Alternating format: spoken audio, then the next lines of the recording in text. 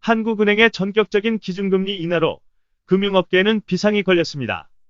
이미 한 차례 예금금리를 낮춘 시중은행들은 물론이고 보험사들도 수익성 악화를 피하기 어려워졌기 때문입니다. 예금 금리를 낮춘 가운데 금리 투자처를 찾기 어려워 수익성 악화가 뻔한 데다 외국인 투자자들의 자본 유출 가능성도 높아지고 있기 때문입니다. 자본 유출이 생기면 외환 시장에도 영향을 미칠 수 있기 때문입니다. 사상 첫 제로금리 시대를 맞은 파장이 적지 않을 것으로 예상되는 가운데 금융업계의 한숨은 더 깊어지고 있습니다. 코로나19 확산 여파로 주가가 폭락세를 연출하고 있는 가운데 증시 주변 자금이 고공행진을 이어가고 있다는 소식입니다.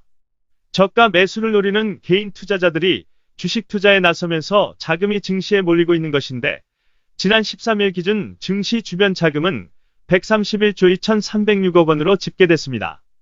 이는 국내에서 코로나19 첫 확진자가 나온 지난 1월 20일 이후 14.42% 증가한 것으로 사상 최대 수준이 됩니다. 증시 주변 자금은 투자자 예탁금, 파생상품 거래 예수금, 환매 조건 부채권 RP 잔고, 위탁매매 미수금, 신용융자 잔고, 신용대주 잔고 등을 합한 것입니다. 이 가운데 특히 투자자가 주식을 사려고 증권사에 맡겨놨거나 주식을 판 뒤 찾지 않은 돈인 투자자 예탁금은 같은 기간 31.38% 확대됐다는 소식입니다.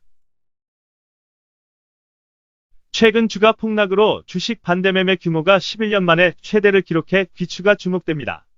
3월 들어 12일까지 주식 반대매매 규모는 하루 평균 137억 원으로 2009년 5월 이후 10년 10개월 만에 가장 큰 상황인데 이는 주가 폭락으로 주식 미수금이 쌓이자 증권사들이 강제 처분에 나섰기 때문입니다.